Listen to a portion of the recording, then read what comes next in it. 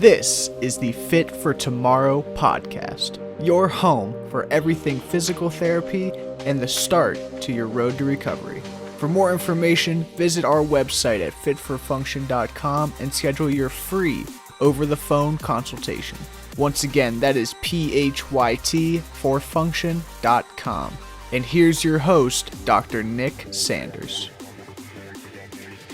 All right, guys, today I'm with Patrick DiCaprio. Patrick is a client of mine who is also a teacher. And over our sessions, we've had some really interesting talks about psychology, the mental aspects of dealing with students and ourselves as adults as well, kind of things we've struggled with and figured out along the way. And so I wanted to have him on the podcast, talk a little about what he's seeing and what he's doing with the students. And so Patrick, tell us a little bit about yourself. This is my 12th year teaching. I'm certified in 4 through 9 is my license in math and language arts, which is people always think is a weird combination because it's both sides of the brain. I can dig into that more in a second. And then I've had the opportunity to teach sixth grade, 7th grade, 8th grade, and 9th grade. So I've had a wide breadth of experience. And then I've also coached JV golf, middle school, ran a middle school club, 7th grade girls basketball for 4 or 5 years, JV girls basketball, varsity football for a year, 8th grade football. So I've been around either a team or my students in all different levels and all different sorts of experiences. Covered the spectrum of youth and young adult sports and school. So that's awesome. And then, as we kind of get started, I'd love to just kind of dive into your story because I think that's where this whole thing kind of starts for you. Do you want to tell us a little bit about kind of what got you so interested in the mental aspects of kids? Yeah, we've discussed this as far as like a big why and a big purpose. And this was also brought to me through teaching, as far as sharing that story. And my story sort of starts as me wanting to become a teacher. My brother died by suicide when I was 20 years old. He was 27 years old. He had taught me how to play guitar. He was one of my biggest mentors and influences in my life. And for my family, it's still hazy as far as we didn't see any of the signs. And then that sort of drove me to think about my own mental and emotional health and sort of start me on that journey. And then I decided, hey, I want to stop this from happening again for other people. How can I get the most impact? How can I see a great number of people and try to make a positive change? And that's where teaching sort of played a role in as far as the big picture, positive impact. And I figured I could, I've seen over 1,000 students and as far as coaching and teaching them. So it was more of a, can I take this negative and frame it as a good thing and make something positive out of it, and also try to stop it and teach some preventative resources? Can I get to kids and give them tools when they struggle academically, or they struggle athletically or in life, and give those tools to you and messages earlier, down from my path, coming back to them and trying to give them that, the coping strategies and the toolbox and the toolkit and the resources to do something about it. Yeah, building kind of the things you've learned. When you say, you kind of started that story by saying, we missed some of the signs. And what are things that, looking back, that you wish you would have recognized, or things that you're looking for in your kids nowadays that are maybe something that give you a red flag or make you want to dive into what's going on? I view it as like people getting stuck somewhere. So you're brought in this world psychologically. You have a young child exploring the world and being curious, and what does this taste like, and what does this do if I hit this button, or what does this do if I throw it, or what kind of reaction I get. And sometimes, I see students getting stuck, and that comes in as far as performance. What do you mean stuck? Like they're not able to learn, they're not growing. So they're struggling and they're not getting out of that struggle. So I'm at the 6th grade level now. If kids are failing multiple quarters or concepts, something's going on. To me, that's a sign of behavior saying, hey, something's going on. There's some sort of fear, or maybe there's some sort of trauma that's holding them back, but something's preventing them from learning and stuff. Because everyone we know, there's this idea of a growth mindset by Dr. Carol Dweck. The more you put into something, more time you spend with it, you get better at it, no matter what it is. podcasting, athletics, teaching, learning. So something's preventing them from learning, and then trying to reach them through building relationships and giving them the space and talking about the social emotional literacy skills and giving them language to articulate it and trying to get them to get unstuck. So when you find a kid that's stuck and they're not progressing through the schoolwork as much as you think, Yeah. you think a high percentage of that time is a sign something else is going on? Like not actually your ability to pick up the skills, but. Yes. And that's where it ends up sort of boiling down to it. It's not that they don't have the ability, and sometimes they'll demonstrate the ability for me, and I see it. Negative self-talk is a big sign I see with some students that are stuck, and they have the opposite side of the growth mindset. It's the fixed mindset where I'm no good at math, or I'm no good at this skill, or I'm not smart and I'm never going to be, and they get caught in that thought trap. And maybe they grow a shell, and that shell becomes comfortable, and they stay there for a while. What do you do for somebody, like if you're hearing them say that kind of stuff? Or I try to talk them through it. I negative self-talk is one of the things I call out, in class, or I'll verbalize it to them. But I'm trying to have conversations on a consistent basis and develop that relationship with the kid is my best way to reach them. That's the challenge that brings me back on a daily basis, because it's almost like they've given up on themselves, and I get a front row seat at it. And I'm like, I told them the other day, like, it's more than halfway through the school year, I'm not giving up on you. And I'm like, I'm offering you help. Are you taking the help? And I can get some of them to say no, or the question that I love to ask them is, what's holding them back? Yeah. Now the lower you go, the harder it is for kids to articulate that, or, so much is subconscious and under the surface. Yeah. How do you build that relationship to get that trust is a challenge. And I see it in my world, in the physical therapy side. Somebody comes to you with back pain, and that's kind of how the conversation starts. But you quickly find out that some of that back pain may have an emotional contribution to it, or be a history of this or that, or some kind of trauma. And it's interesting when that conversation shifts in my world, like almost once in a while, it's on an initial evaluation, but usually it's 3 or 4 visits in, and you really start to kind of have built enough kind of relationship trust with that person that you kind of get the real nitty-gritty details.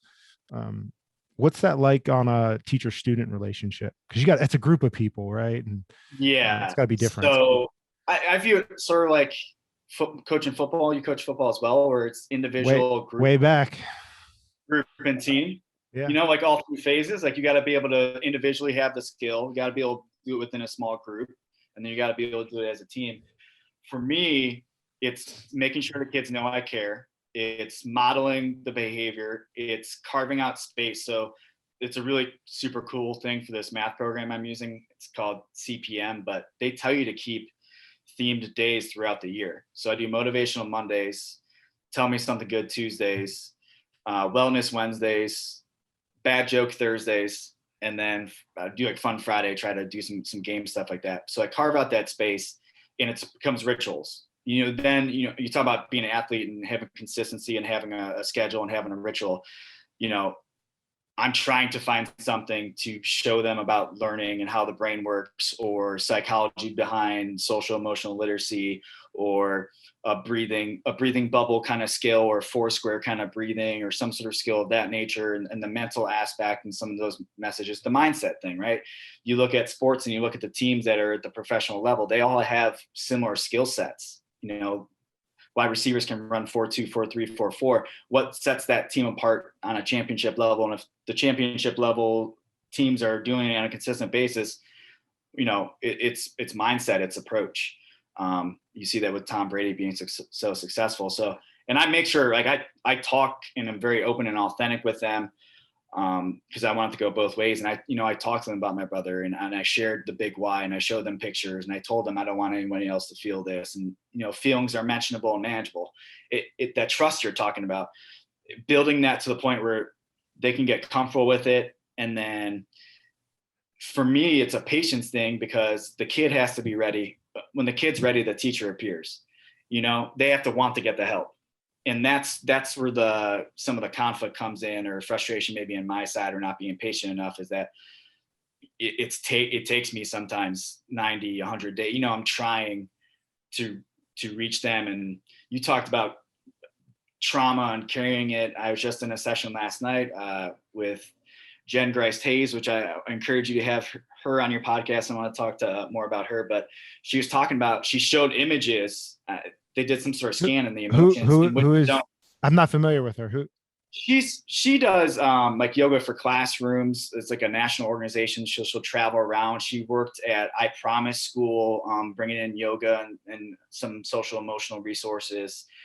She's the wife of one of my friends from school. We were having this conversation. Yeah, she's working in our district right now on our Breathe team. And I'm going through these sessions all about self-care and self-compassion. And she was talking about the trauma that people carry with them, and even where your body lights up when the emotions are going on. And she talked about teachers having a lot of neck and shoulder pain because they're literally carrying the burden, the emotional needs, and trying to meet the physical needs of the kids that come in front of them. We're talking more about the emotional, social literacy part and those skills. But if a kid was coming to you and they were hungry and they weren't fed, or they didn't have the shelter, that security, that Maslow's before Bloom's, like, you have to know that I care about you from a coach's perspective. I need you to want to play for me. I can't build resentment and that gets into leadership and leaving that space and allowing kids to find ways to connect with me.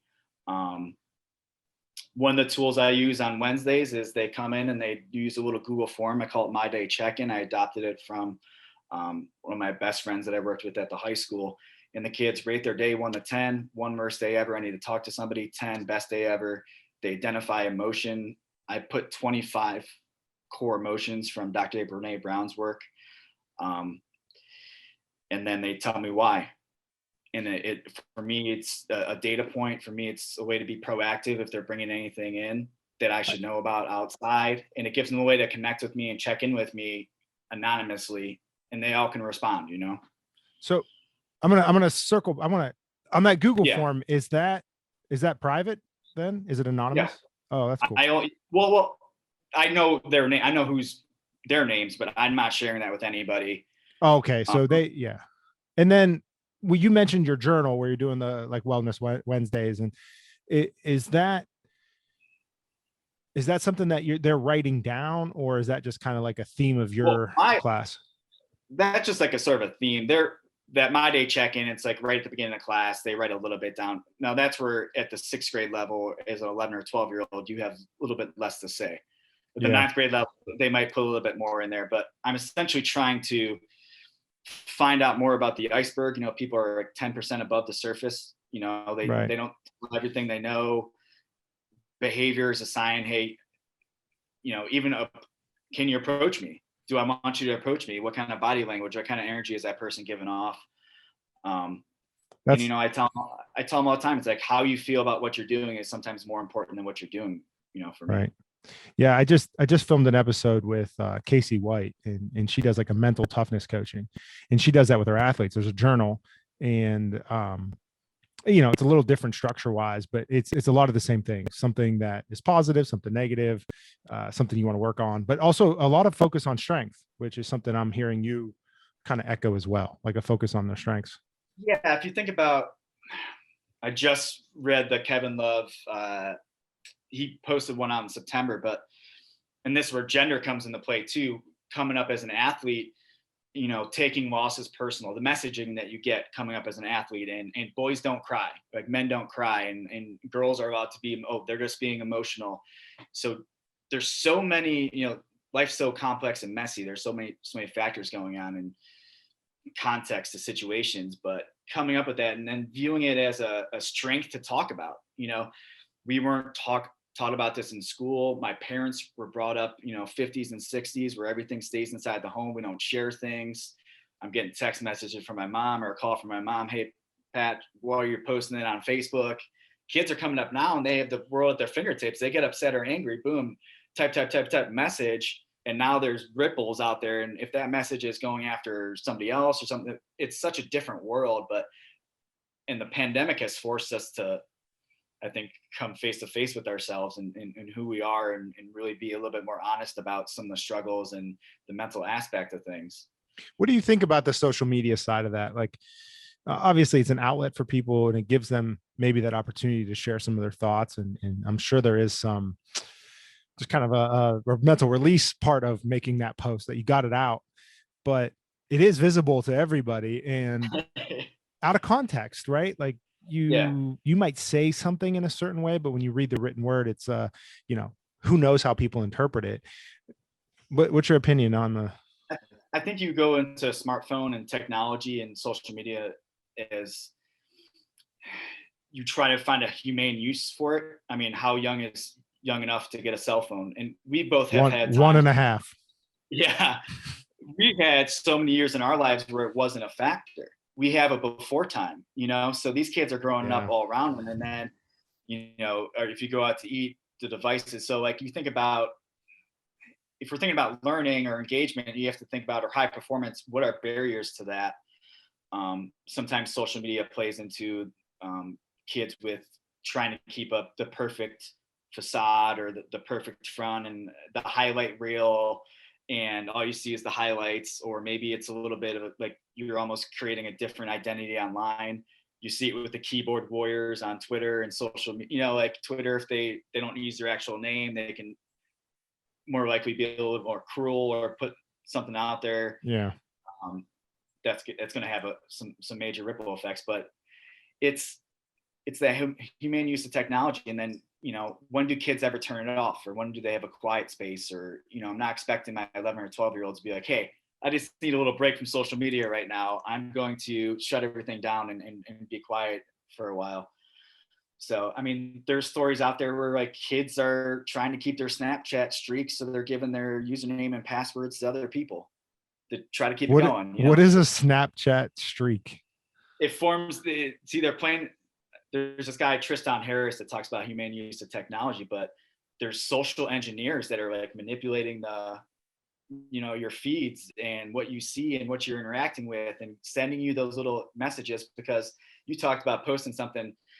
What comes along with that is the psychological, like the physio response, right? So I don't use Snapchat. The chemicals. I don't use Snapchat. Is there literally a thing that says you've posted 100 days in a row or whatever? I don't use it either, but there's something where we would have if we and you keep interacting, we get this streak, right? And the kids don't want the streak. It's a social bond. They don't want to keep the streak going. So at the high school level, when I was teaching, and sometimes I would be trying to get them to turn their phones in, or at this level, at the 6th grade, it's not really that much of an issue, but I saw it more at the high school. They had a lot of anxiety and separation anxiety from their phone. Oh, I mean, I have that, right? I'm always on the stupid thing. And like you're saying, we grew up without them more or less. The Snapchat, that Snapchat streak, that's a creepy thing, right? Like, because now if somebody hasn't talked to you or texted you back, not only are you like, oh, why haven't they texted me or messaged me, but Snapchat's going to tell you, it's going to throw it in your face. That's so weird. That's a great point you just make up, is that the first thing those kids start telling themselves, or we tell ourselves, we post something and we don't get enough likes. This is echoing some of Simon Sinek's ideas and concepts too, is that you start telling yourself, is it not cool? Is it not cool enough? Am I not good enough? You start getting that little negative self-talk messaging thought trap zone going in. And do I take it down? Do I delete it if it doesn't get enough likes? Or if the person doesn't respond to me? Talk about text messages, instant gratification right there. And you text somebody and you don't get a response back. And what's the story that's going? Brene Brown says you start telling yourself stories if you don't know what's going on. The story I'm telling myself is, Nick doesn't like me because Nick's not responding. Like you go there, or did I do something? Did I say something? Or am I bothering them? Yeah. I mean, I run into that still as a business, right? A patient client texts me and, half the time I'm checking it, real quick as I'm going to wash my hands. I look at my phone just to make sure nothing crazy's happened. And you click it to make sure it's, not an urgent thing, or, and then you don't reply for another 4 hours. And then you're like, I hope I do it enough that people just realize it's my normal. But, It is crazy because, and then on my end, I have like this small anxiety, like I haven't gotten back to that person yet. And it's been, Yeah. it's like, man, the expectations or even an email now, like, uh, text messages, you kind of expect 24 hours, I think, but even emails, Yeah. I would say most people, I've seen surveys and I can't recall them off the top of my head, but your expectations on how quick you should get a reply from an email, it has to be inside 24 hours. Yeah. I would say most people expect it.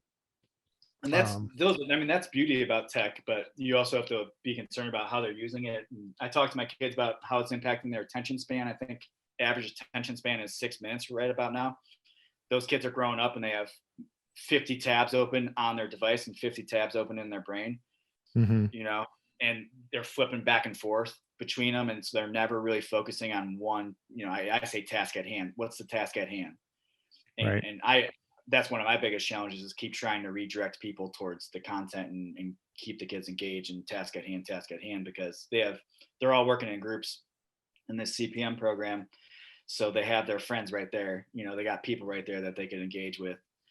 They have the device right there that they could be trying to sneak a game in if they're really into it or trying to finish a round or something of that nature. But how is it impacting the brain and how is it impacting performance? Is essentially how I look at everything: teaching, learning, coaching. Even when you were an athlete, how can my mindset impact my performance? Yeah, I wonder if there's a part of it that's positive, right? Like I'm learning how to multitask and I'm learning how to work quick Yeah. and do things and at speed. I don't know. I mean, it's beautiful. You got connections. You can reach people. There's the right. information's right at your fingertips.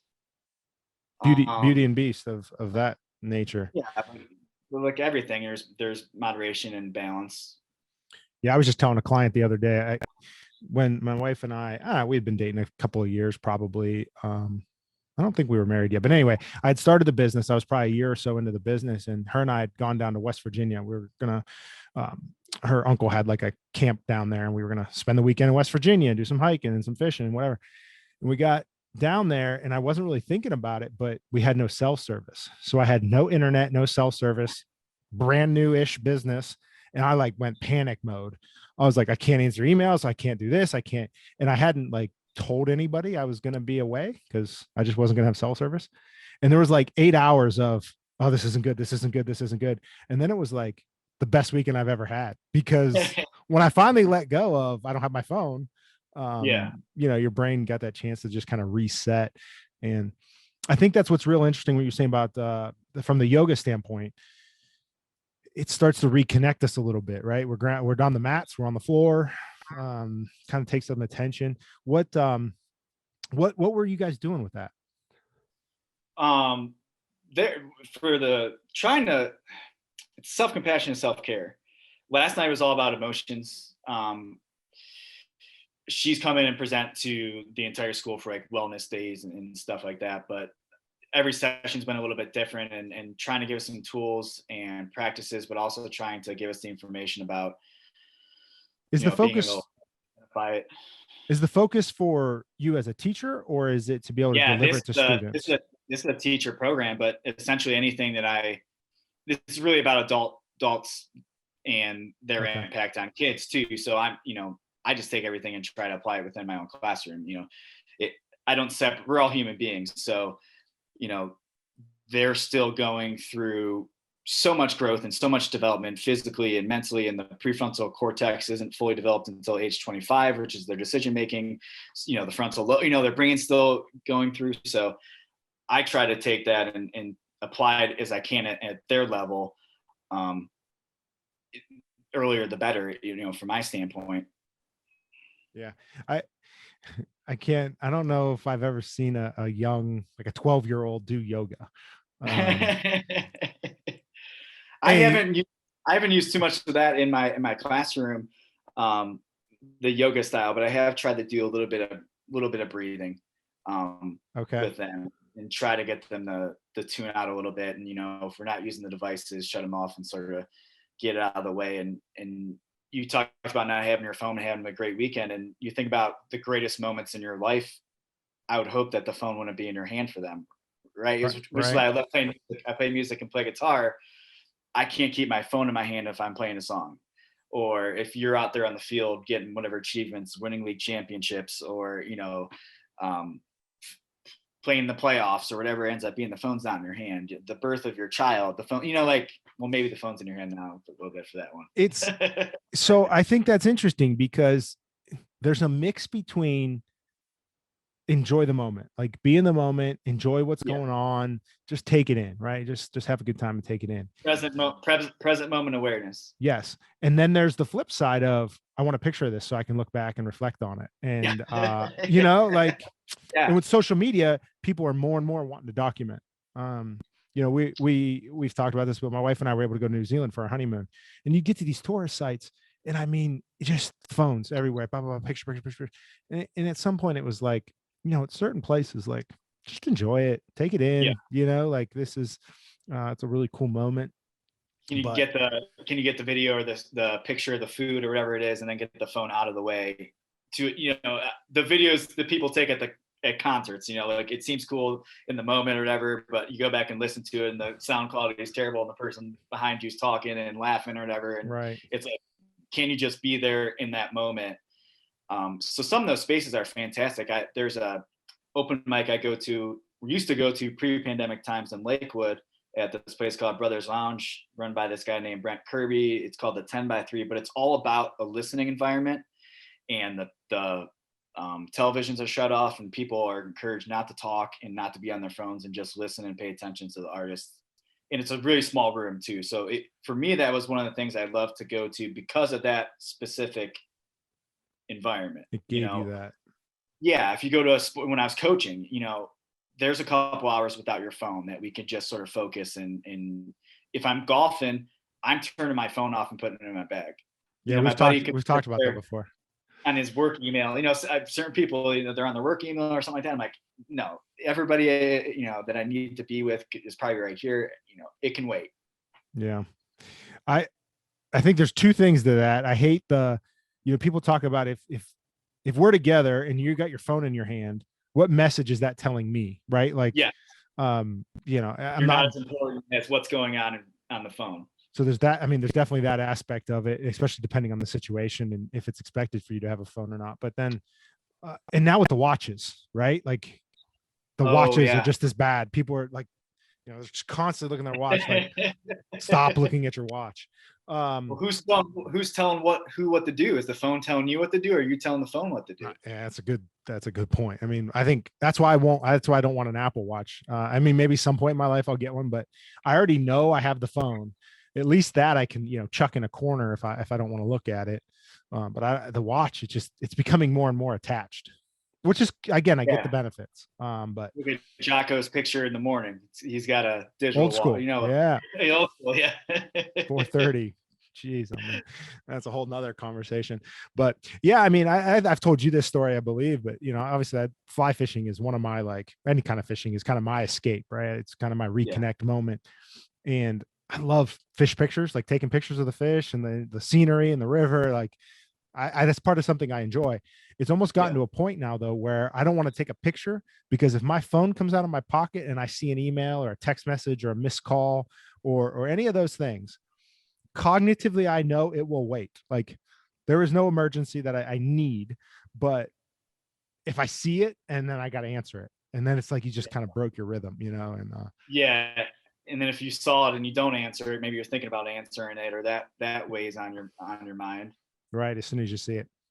And I mean, there's real emergencies that you need to have and be aware of, but most of the time, the things that are going to like mess with my flow is going to be, something work related or flows essentially, used in education too as well. And, highest athletes, when you're in the zone, right? Yeah. At a poker table or in a game, or even with education or music, can I get so engaged? Can I get in such a state of flow, or in yoga, where the whole world, I forget about how much time it is. It's one of those moments where, and I love it when I can set something up for the kids that I go 10 minutes left in class, and both of us are going, how is there only 10 minutes left in class? Mm-hmm. That's interesting that you say that from a school standpoint. Instead of watching it. Well, I want to be able to get to that point or that state of flow. That's the highest level where the whole world drops off around me. Mm-hmm. What are you doing for the students to kind of try to promote that? Like I hear that talked a lot in athletics, but not necessarily from a workplace even or an education standpoint. So I'm trying, because they're all in groups, and I tried the other day where I gave them like a higher level question and gave them some feedback, and maybe I put candy on the other end of it. And I try to encourage that growth mindset where they get unlimited feedback from me. And I frame it as a team challenge. And I give them little gates too. I'm like, all right, you got to come up and check with me if you get these first two right. All right, once we get these first two right. And then I did a stump the other team's challenge, where it was like a algebraic expression. So they had to pick a value for X. So that's where they got to make a choice, and they got to pick anything they want. And they started picking concepts maybe that they were next level or the next grade level to try to stump their other people. And that allows me to have a conversation about some of those things, and it allows them to feel engaged and challenged. And then it got into this, I'm trying to knock the other team out, or I'm going to ruin your season. Hey, Pittsburgh Steelers, here come the Cleveland Browns. Mm-hmm. You know, that kind of mentality where they're happy and getting into, hey, they're calling out kids from the other side of the classroom. Hey, Johnny, I'm coming for, like, that one's for you. I'm going to knock out, like, I was partners with him last chapter. I'm going to knock him out because he thinks he's so great, So it turned into that. Anytime I can gamify it, or if you think about practice, if it's just a drill without any sort of weight or consequence or to it, maybe you're just going through the motions. How can we turn this into more of a game-like kind of simulation, or what does the winner get out of, or some sort of gamify. Yeah, gamifying algebra gives me anxiety. I'd be knocked out real quick. Yeah, well, I'm just trying to give them feedback. Like you're playing a video game. Like, yeah, I mean, that's cool. Yeah. Did that work in that level? Like, did that move work? All right, what do we have to do now? We have to slow down, or we have to try something different. The Einstein quote, insanity is doing the same thing over and over again, expecting the different results. That's a really cool approach.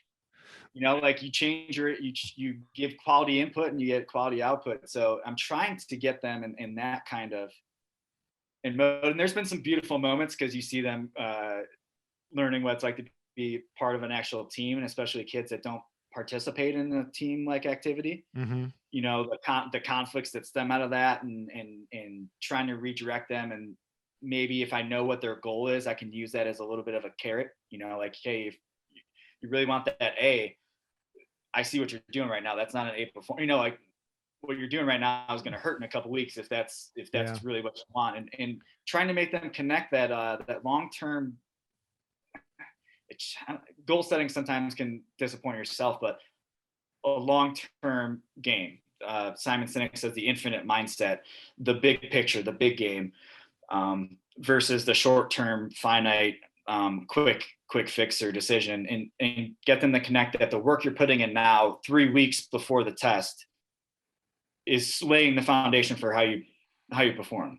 Right. Oh, and I can imagine, if I know there's going to be a game like that, I'm going to study, right? Because I don't want to be the person knocked out, right? Like you're going to prep yourself for the competition, and testing and grading and business, right? It's all kind of that competition, and you're just learning how to prep those skills. So I think that's cool. When you said the goal setting thing, and it can be a disappointment, I heard something really good. It was Francis Ngannou. He's like this fighter for the UFC. He was on Joe Rogan's podcast, and they're on stupid little clips now because he's on Spotify, and so you got to listen to like little beat pieces. But he was talking about his journey of getting to where he's at and getting out of Africa and all this. I mean, it was just his story is insane. It's worth a listen. But he was talking about goal setting, and the quote was something along the lines of, you set this goal, and even if you don't get there in the year, and you can get you could get upset, like, man, I wanted to have this done and I didn't get it done. Yeah. But the quote was something along the lines of, you're one step closer, or the progress that you've made towards that. And that was something it resonated with me, because so many times, like, all right, this year I'm going to do this. And even if you didn't accomplish any of it, you could still, with that mind frame, you could still look at it and go, all right, well, I didn't accomplish that goal, but I've learned that this particular strategy isn't the way to do it. So now I can reframe my attack and I can replan. And because that goal exists, even though I didn't make any progress, at least I have that opportunity to make a change. And now I'm back towards working on it. Yeah, That was really cool. the Jocko good part of that, what you just said, is you reframed it if you didn't get it. Yeah. The dangerous part, the place where that is, and I've done it myself. I'll be happy when I do this. I'll be happy when I get my driver's license. I'll be happy when you're delaying your own happiness and gratification, or you're just achievement collecting without, I mean, you're looking at growth. It was really what you're talking about from start to finish. Simon Sinek, with that finite versus infinite mindset, would talk about, as long as it helps you in a long-term picture. Or the long-term goal. So if you're starting a new exercise program, but your whole big process goals are fantastic, is to get healthier. Does that help you, like you're saying, get closer to that big? Does it have a long-term impact? Does it help you get a bigger picture? Sometimes you set that goal, but you also, as long as you're aware that you're putting yourself out there, you're daring for something, you're reaching for something, and there's going to be an emotional response, frustration, disappointment. What do you do the plan for failure, right? Allowing yourself to fail. You have to be brave enough to allow yourself to fail, which is what I'm trying to get some of these kids into. They're scared. Maybe they failed so many times, they're scared to try. Why would I try again? I'm going to fail again. And they get this fear of failure. And that's where, you gave yourself permission to fail there. You reframed it if you didn't get it. And for you, maybe it was part of a bigger picture and a bigger goal. Fantastic. I don't like the students that are like grade collecting, or maybe I'm delaying happiness for achievement. I'm not going to be happy until I get my first NBA championship or get the league championship or whatever it ends up being. And then if you don't achieve it, you just got to make sure you can handle the response to that. And that doesn't help you. That doesn't keep you stuck or get the shell or the armor back on. Right. I think what you're saying, like, even though that end goal is still your target, you got to appreciate the small kind of the journey along the way, the climb along the way. Lose track of it. From a coaching, we used to say, we brought in one of our soccer teams won the state championship, and we brought that coach in, and he said 1% better every day.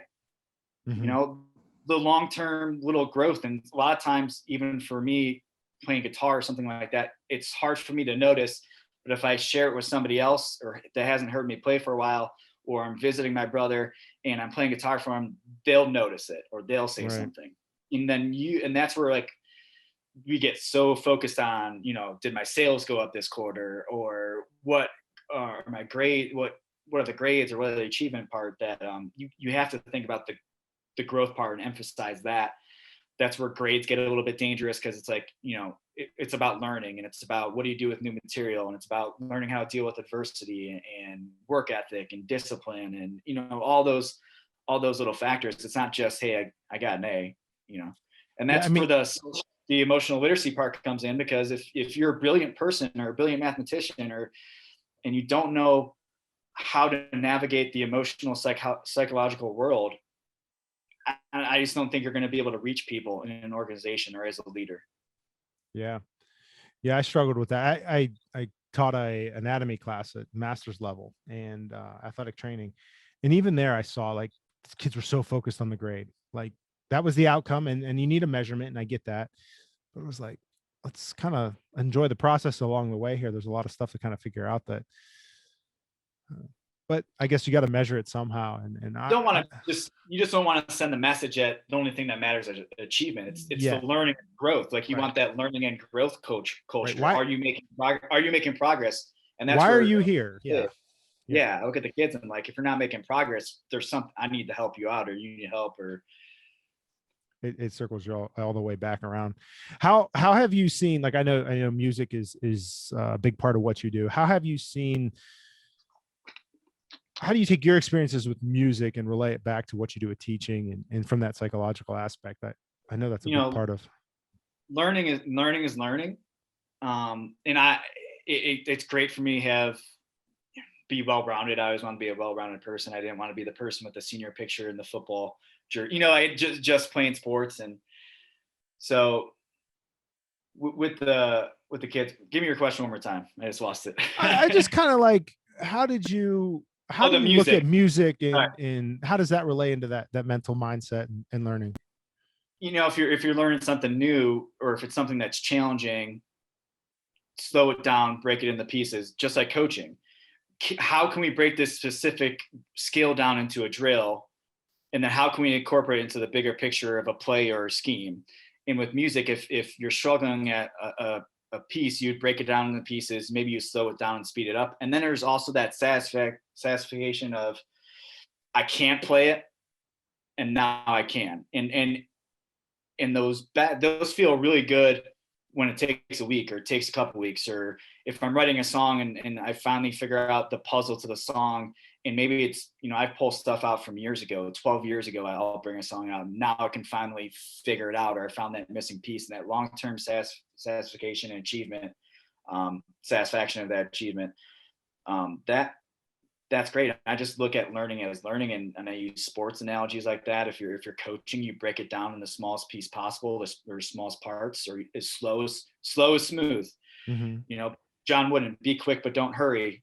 Let's go through these drills and get them right, and then let's build up and the technique and your individual technique. How does that play into the group, and how does that play into the team, and how can we simulate the best and learn that skill? So essentially, you're teaching skills, right? It's skill based, but I also want my kids.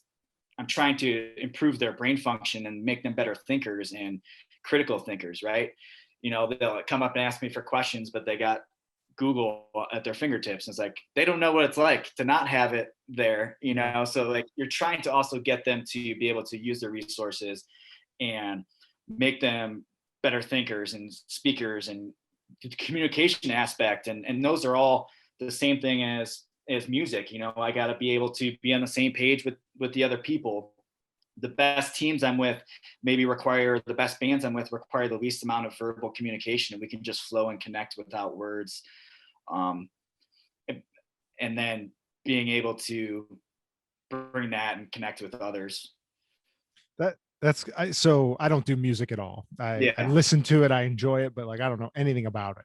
So it's interesting for you to say that about playing, right? Like, if you're with a band and everybody's just kind of on the same page, it reminds me of basketball. Like when you play a pickup game and you kind of get on a team and you've never met people before, but somehow or another, like, people are setting picks and making passes, and just like, that's, it's weird when that kind of all comes together. That's when you said that's what I kind of referred back to.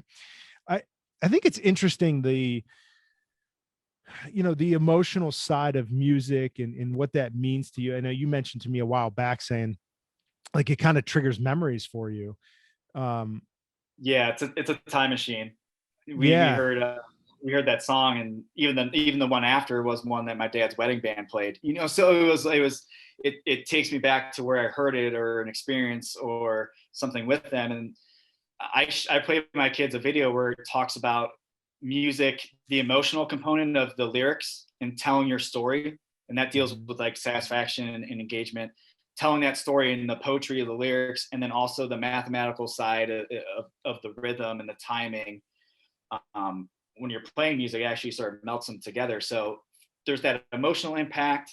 There's the mood and the feeling of the actual music. I heard Trent Reznor on a documentary the other day, talking about one of his early songs, and he was talking about, he does a lot of film scores now, what he wanted the audience to feel from the sounds and the different choices he was making in the instrumentation.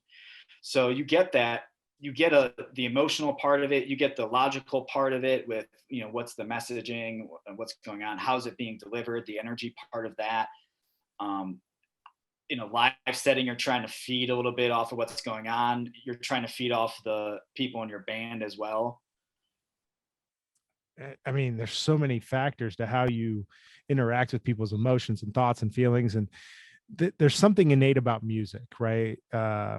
We're talking chants and prayers and alms and yoga, and every religion, culture has their version of that. And it's way outside of my pay grade or intelligence level, but it's interesting, right? Like those natural things like sounds and music and how they universal, people. Like a universal truth, like you're saying, it's everywhere, it's every culture, it comes out somewhere, and that form of communication, that form of storytelling. And to me, that's and it's always going to be out there. There's a Shakespearean sonnet, I can't quote the exact one, but it talks about how it's like, I immortalize you through these words. Essentially, I'm gonna write a poem, a love poem for you, and it's gonna live on forever. And that's a little bit of part of it for me too, is, you know, trying to leave a little bit of a legacy or leave a little bit of a trail. And then now you're taking these natural forms of storytelling and music, and now the technology is getting applied to it, right? Like we're sitting here doing a Zoom call, and it's really just storytelling, right? And information sharing. And how you connect is through your stories with people, and the empathy. And you talked about, you know, the most vivid memories for people are the ones that are attached to heightened emotional responses. You know, the birth of a child, you know, the death of a loved one, you know, in the same way, sort of with music too, that can take you back in those certain headspace and where you're at. And I mean, you talk about the concept of infinity, the music that's coming out, and Northeast Ohio is great music and great bands. It's an infinite concept. If you talk about math, there's always going to be new music, and there's always going to be another band out there. And there's how many thousands and millions of bands in the years that have gone on. There's the same number of notes for everybody. You know, there's 12 notes, you know, there's the same number of chords. And the fact that it keeps talking about creativity and originality and innovation, it just keeps evolving and growing and mixing, and the genres are mixing. And like you said, now if you have a smartphone, you could play on GarageBand and make something without even knowing how to play an instrument. Yeah. And you know, you wonder 20 years from now what that looks like. And from an emotional standpoint, you know, I haven't thought about that much, but like you're saying, these memories resonate with you. And I'm thinking, like, as we're talking here, like memories that resonate with me, and they all have an emotional tie, but a lot of them also have some kind of like there's sporting things that have happened. I don't remember a lot, but I remember some things really clearly. You know, emotional relationship things. Again, don't remember the details, but some things you're like there's a snapshot that the videos that you remember, or even hunting and fishing memories that are pretty strong, like from when I was little. Yeah. And I coached with 2 former walk-on Division I athletes at Akron, and they could tell you plays that other teams ran and what they were, and they can run you through plays. It's crazy. You ever see Sean McVay when they asked him about plays a couple years ago, and he'd go back and tell you the exact series and that kind of stuff? I mean, that LeBron, there's some clips of LeBron memory, and LeBron like that too, where he'd go through the exact series. Every time I would try to play golf, I would mentally try to go back through every single stroke I took. Now, I'm not that good of a golfer, so sometimes when you get up, I would almost try to replay it through my mind after I go through. I'm like, all right, how much can I recreate? How much can I go through and those connections? And I mean, I said the brain's complex, the world's complex, and just trying to get information about it and learn about it. There's a Seinfeld quote the other day comparing the brain and the mind, and he was trying to say, like, the brain is a dog, and you can train the brain. You can get into rituals and procedures and routines, but the mind's a much more complex playground. Yeah. So you talk a lot about in the sports performance world and like sports psychology, like mental rehearsal and kind of going through it ahead of time and planning your movements. I have not heard anybody talk about practicing recall for athletic movements. Is that a thing? I don't know if it's a thing or not. I just sort of did it out of my own. Now I do have a TED Ed video I show my kids where they talk about this study where they separate 2 groups, and one group actually did the physical skill of shooting free throws, and they're about the same skill level. And then the other group just visualized it, and they grew about the same amount. Or I think even the group that visualized maybe grew a little bit more. Yeah. I mean, there's a ton of visualization evidence, but you know, what you were saying about that, like remembering the shot and thinking about it, I wonder if that is a skill that you could practice and what value it would have. Yeah, I've watched documentaries on like memory is through chess players. I think it's Magnus on Netflix, but the memory those guys have, they were playing against 20 different people blindfolded. Oh, that's insane. Memorizing the entire board. They knew what the moves were. They knew what the other person's moved. They're playing moves ahead. They're playing crazy number of moves ahead. Yeah, or if I see someone that is playing cover music out, when I'm out. And if they can play for 2 or 3 hours and never have to look at a set of lyrics, that for me sometimes is very challenging to try to remember somebody else's lyrics, but just that mental capacity to build the memory, and what are they doing and how are they getting there, and those next level things, like what tips and tricks can you pull away from those people, and that's where it all turns back to the performance zone, and what is getting in the way of, maybe this is a reflection part of being a coach, what's getting in the way, looking back and from the coach's perspective or teaching or even personally, like, all right, what happened? What went wrong? What adjustment can we make? Why is this breaking down? What is making this breaking down? And from a physical standpoint too, right? You do a great job of communicating and teaching your patients skills to use when you're not there, and educating them about what's going on. And here's your turnoff spot. All right, we'll do some chin tucks if it gets too bad. And that's the same approach I was trying to take with my students. Like, I want to give you skills that essentially when I'm out there, you can handle it yourself. But the reflection component, how can we fix it? How come we kept getting beat on this play? Or what skill do we have to work, or what feedback do we take from that performance? And I think, and that's one of my strong points, I think, is as a teacher and even as a person, is the reflecting back. Some that could even be anxiety related, where I'm just replaying, like I go back and decompress, and you're sort of replaying what's going on in the day, and how can I approach this different, or what's this like, or what am I really experiencing, or what's really driving this behavior? Because that's the puzzle and challenge I take from a teacher's perspective is, how can I help this kid? You can't really motivate somebody else. They have to motivate themselves. Motivation's internal, it's intrinsic. How can I get them to relight the flame, or flip the switch back on, or how can I get them to re-energize? Right. How can you change the environment so that they feel motivated? Yeah. I guess, as a clinician, I reflect a lot. Usually, like, you do something and maybe you do some joint work and some needling and whatever, and the person comes back and they say I'm worse. Well, first thing I do is go, all right, what the heck did we do? And then you're kind of running through that whole picture in your head, and you're running it back and trying to, I wonder how much that actually involves, like, creating patterns and creating new neural pathways, kind of. You're right. Like, next time I'm in this situation, I'm going to do this instead, or whatever. I wonder, and can you practice it? Like, can you train it? I do it because it's just some kind of natural thing that I have to, like, it's my way of going through the puzzle.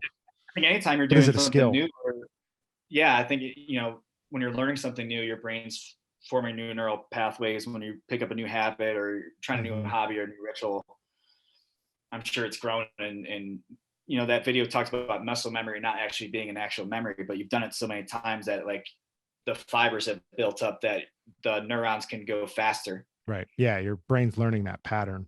I mean, that's a big part of strength training and skill acquisition and everything. It's just learning how to get the muscles to fire with the right timing, coordination, and all that kind of stuff. And I think super fascinating. What you do is, and even with people and in general, is go for the root cause. The pain's showing up in a different area sometimes than it's originating. And from my perspective, I'm so focused on my shoulder, but it's coming from my neck. And if I go to somebody else, they might just try to treat the shoulder. That's that quick fix, that's temporary fix, and then it's going to come back again. And that's where you do a good job of getting to the root cause. And I try to go to the root cause as well, as what's really driving this. The short-term, quick, easy fix of that they may want is not going to do anything, and then that problem's just going to keep popping back up if you actually don't ever address the root cause. Right, like, it's showing up as a test score or a quiz score. But yes, okay, so we could rehearse this skill 1,000 times, but who cares? Why didn't you achieve the test score is kind of your root cause. Like, circling back to that emotional piece that might be driving the lack. I get exactly what you're saying there. Yeah, if you don't deal with it, it's going to keep coming back up, and then you spend, how much time and energy are you spending on the wrong quick fixes? Right. Everyone has a limited amount of energy, and like I was saying before, I spread it out, and sometimes I carry the weight of the trauma that my kids are feeling, and I'm spread out to 65, 70. I've had even 120 kids, during a year before, and that's a lot to juggle and to handle. And that's where you're trying to get to those root causes, because that is the big picture, big life thing. I think about my kids and the choices they make, boils down to choices. Life's about choices. How is that going to impact them, what they're doing, in 1 year, 2 years, 3 years, 4 years? How's it going to impact you when you get to a job? How's it going to impact you when you get to a team? And that's where I'm thinking that big picture. I've been down the path before, like I'll tell them all the time, all right, like I'm the only person in this room that's been to college. And, I'm the only person that's graduated high school. I'm the only person, like trying to let them Does that know just that piss them off? I'd be like, shut I mean, they only have that much life experience. So you're just trying to be honest and authentic with them. It's like, you don't see the impact you're going to have on yourself or how you're setting yourself up in a couple of years or something. And I know what you're doing isn't going to pay off in the long run.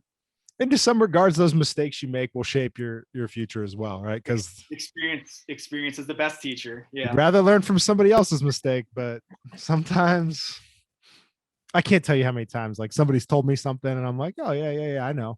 And then you still somehow do the same stupid thing and you're like, oh, that's exactly what they said was going to happen. Yeah. I think life gives you the same test over and over again, until you pass it, and it keeps popping up. And that's where you have to allow them to make some choices and support them when they get off the path. And you have to leave some space. Teachers are control freaks. We, for the most part, we're left on our own. We can close the door. Sometimes we get evaluation, but I don't see a lot of outside influence coming in or disrupting anything. So they're trying to control so much, and you're trying to control so much, even from the coach, right? You're trying to cut out distractions, no outsiders at practice. We'll pump in music to practice what it's like to, all those people that are, Michael Phelps is practicing getting water in his goggles, or what's it like when I wake up late, or what if I do this or do that, all these different scenarios, trying to control so much. But we both know something's going to pop up in the game or pop up in life or pop up in the lesson that you haven't seen before. We call that original problem solving from a mathematics perspective. What are you going to do? That's where you bring your skills and your toolbox to the table. And getting comfortable with that is a skill too, I think. Like, yes, I go teach a dry needling course and somebody asks some random question and you're like, but now somebody, most of the time now somebody asks me a question, even if I don't have an answer, because I've been in a situation where I don't have an answer, I can kind of, I can be comfortable enough to say, you know what, I'm not real sure. Let me look that one up. I'll get you tomorrow. And we'll figure that one out. That's a big strength. That's a big, a lot of people can't do that. A lot of people can't do that. Yeah. Yeah. Or I could just make something up and hope nobody calls me out on it. I tell my kids all the time. Yeah. I tell my kids all the time, like, I'll be honest with them and be like, I'm not just going to give you some baloney answer right now. Right. That puts me in their shoes. Then I'm a learner, and then I'm modeling the learning, or I'm going, what I do is I go to one of my colleagues who's got more veteran experience, who has seen it more times. What do you see on this, or how do you approach this, or how do you approach this concept? Or and you kind of hinted at this earlier, but I think half of being a student is learning where to find answers. Part of it is your ability to demonstrate a certain skill set and recall of knowledge or whatever. But a lot of it is, when I don't know the answer, what is my thought process to go find it? Right? Maybe it's something simple enough I can go to Google, or maybe I got to go find a mentor that has been here before and I can talk to them. But that's what I mean. It's problem solving. I joke sometimes, I'm a professional problem solver. Like, I'm literally solving problems every single day in math. Like, that's where, and I don't know if it's like part of me to want to help situations or, just try to offer help, but you're problem solving. Right. And that's pick your job, pick your career. They all have, like, that's a core component of no matter what you're going to end up doing. So that's where you hope you have systems and concepts in place. You'd hope for an athlete that you'd give them enough that they could make the adjustment on their own, and you've given them that foundation. And the huge part is also connecting with the people that are leading you, and that leadership plays a part in it, and that they feel safe to fail, that they trust you enough that if you fail or make a mistake, if a coach jumps all over you, how does that play out the next time? How does that internalize in that athlete? If I jump over a kid for making a mistake in class, I tell my kids all the time, I'm a human being. Human beings make mistakes. And I give them candy sometimes if they catch something that I'm doing that's incorrect, or they call me out on it and say, thank you for making me better. Because it's got to work both ways. You got practice while you preach. Actions have to match the words. I don't know everything. I'm going to make mistakes because I'm a human being. And I try to encourage that. Whereas sometimes that gets a emotional response that's heightened, anger, frustration, or some sort of resentment builds between the teacher and the student, or the coach and the player. And that's the emotional literacy component to this. And that's where that impacts the performance of being aware of it. You have to know that you can, how you deliver the message and what you say, what message am I delivering? What is the kid going to take away from this? Do they feel safe enough to call me out if I'm not wearing my mask over my nose? Do they feel safe enough to point out a mistake? Because if you don't have that kind of interaction with those people, it's, as a leader, there better be a little bit of change on your side. There's this guy that says, if no one's on the dance floor, change the song. His name's Dr. Joe Clark. He's the Nordonia School's superintendent. But that idea that if no one's dancing, think about what's changing the song, changing your side, right. Not just saying. A lot of people sit back and say, going back to those kids that are stuck or are struggling in school, that kid's lazy, right? They just judge and label and criticize. And like, what are you doing to support him or her?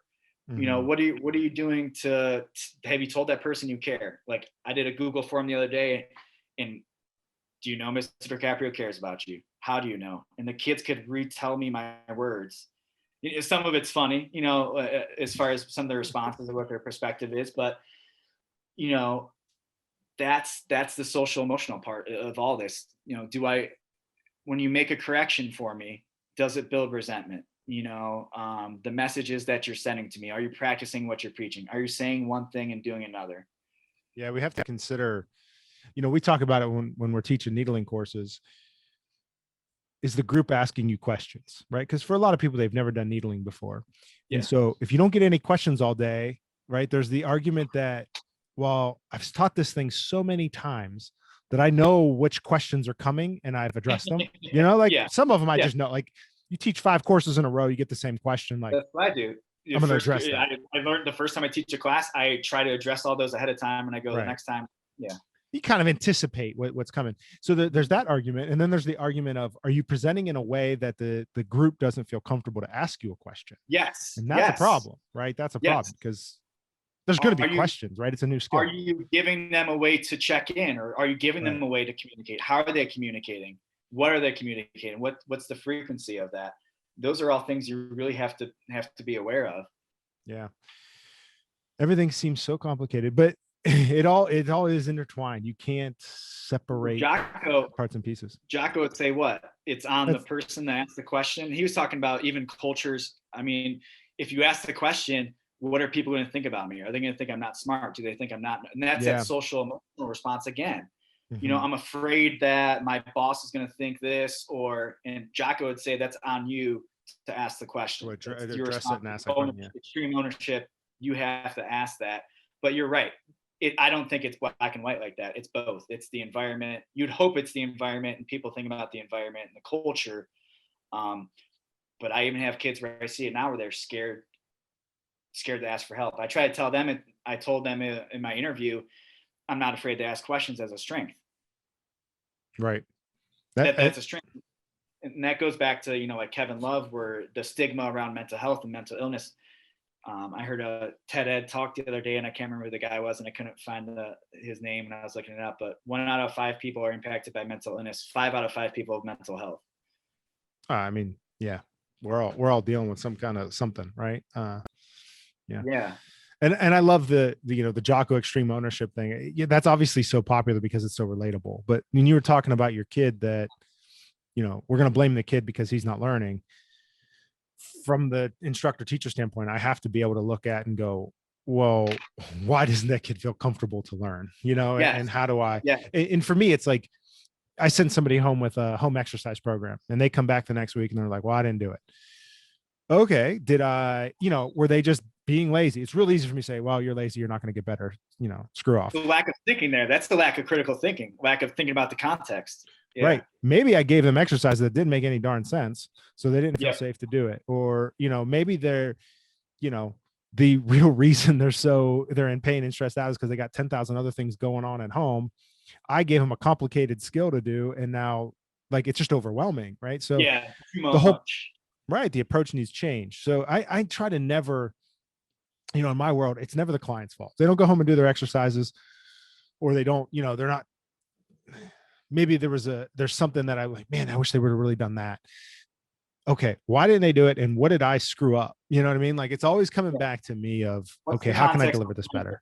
Yeah. Well, I think you and I are the same with this, where I always blame myself first. Mm-hmm. What can I do better? If I was the coach that would tell my team after a loss, I didn't prepare you well enough. Right. This isn't on you. It's not your fault. Goodwill Hunting. It's not your fault. Like, this is on me. I always blame myself first.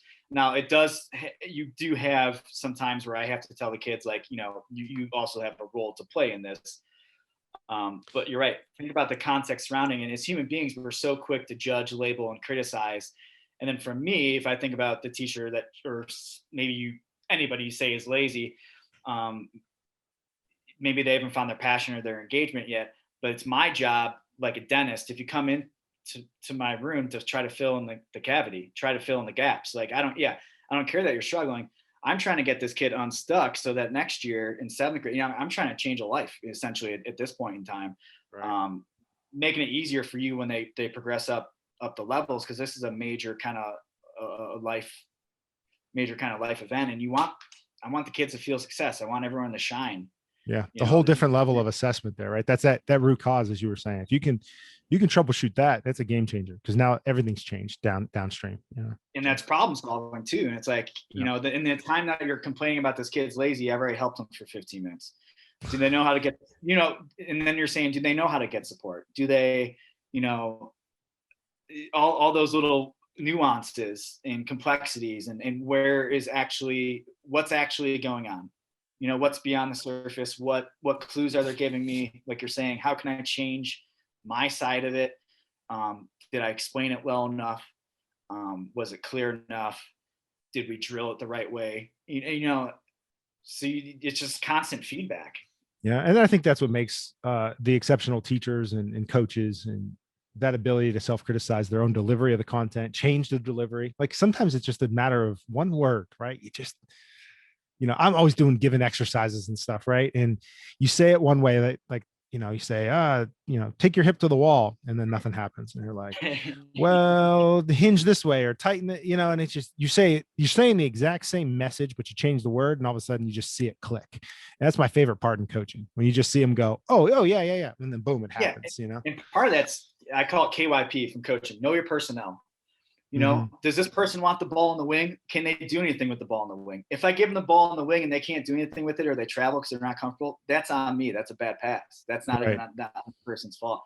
So, the client's the best. How can I relate to my students or my audience? Who's my audience? How can I connect to them, the people right in front of me? And that's where, if I know they're an athlete, or if I know they're a musician, that's where I give the coaching metaphors and the athletic metaphors, and I'll bring in the music and try to be well-rounded. So, like, all right, you're a golfer, or you're this, or you're that. And I try to connect with them conceptually, or explain it in their ways. Because you're right. When you're saying it, one word matters. If you're writing a sentence, the comma matters. If you're telling a joke, did I pause? Did I just change this one word? This word sounds funnier than this word. Did I, like, the order matters. Like, there's all these little tiny little nuances and details. And that's where it gets fun, when you take it from a experimental standpoint and like a science standpoint, and it's like an experiment to you, and you're playing around with it. All right, we tried this, you said it before, this didn't work, we're getting feedback or information that this didn't work, and taking that as a good thing, and not letting that slow you down or stop you from going on. Edison, he didn't find 10,000 ways to fail. He found 10,000 ways not to build a light bulb. And it was that, that next attempt that took him. But how can you instill that grit in the kids? How can you, get them to keep trying? It's the try, it's the effort that you want of it, and you keep going after it. And that's where you're trying to inspire and motivate and turn on and educate. Yeah. I love listening to Joe Rogan's podcast. I listen to it all the time. And I love when he talks about comedians and like how they build their bits and how they build their material. And like you were saying, the changing and the spacing and the commas and the pauses, and you listen to him analyze the delivery of a comic, and he like talks about like the timing of the delivery and how he gets rusty if he's not doing gigs a lot. you're like, man, he's such another level of thinking.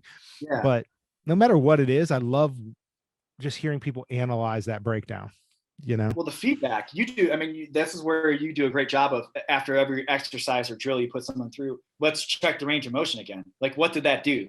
Mm-hmm.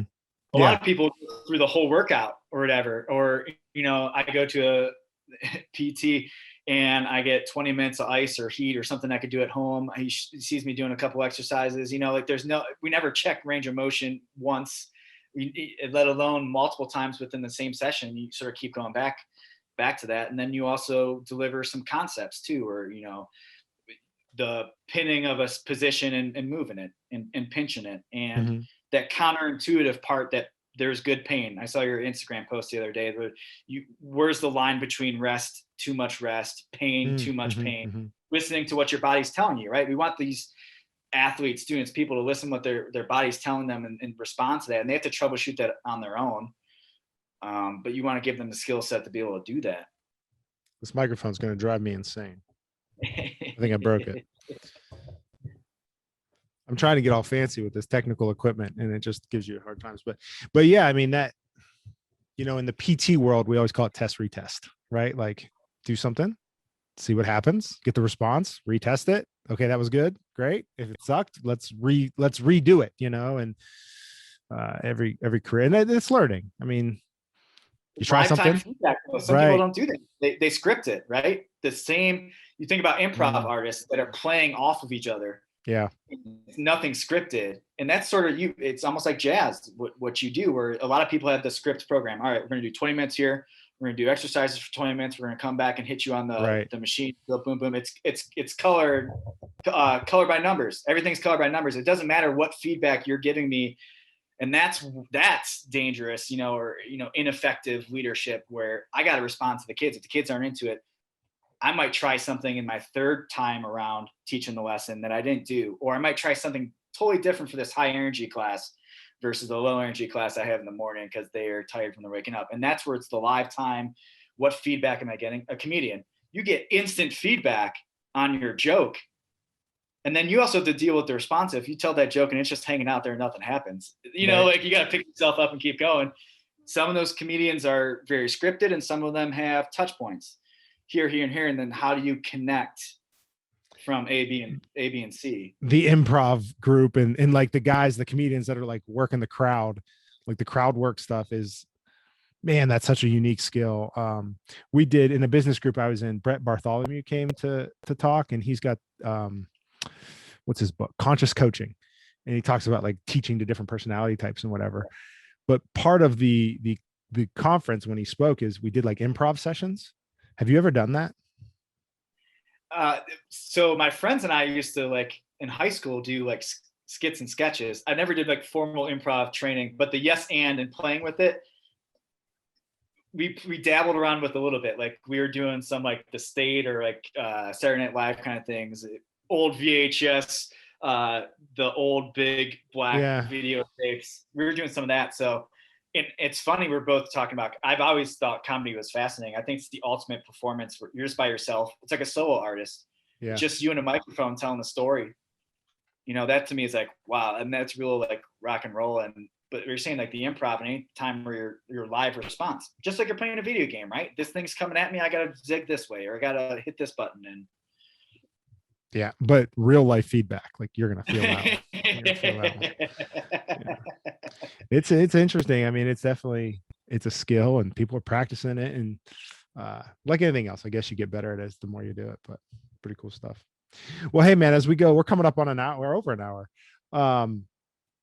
Is there any like one last little bit of information, like if you had a kid or a parent that you'd like to leave them with, or some kind of last tidbit?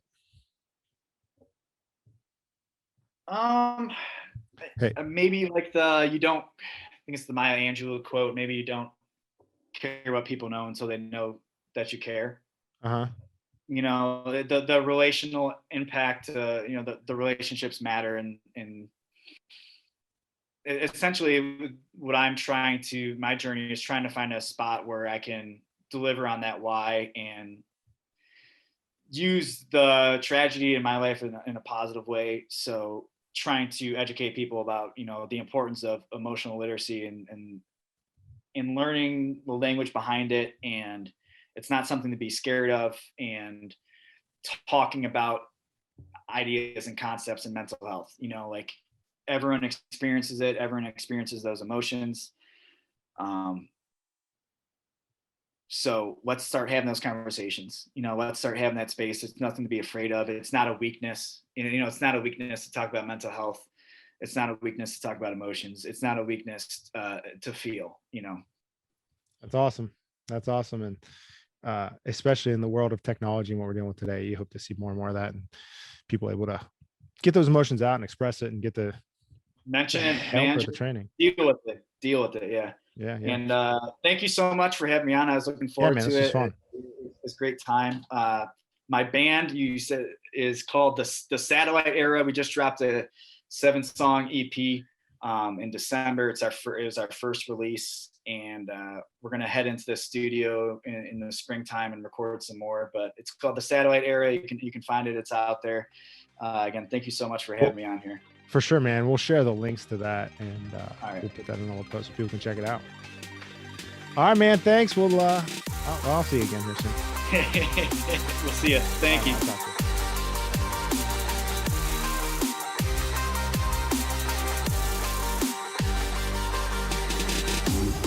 We'll be right back.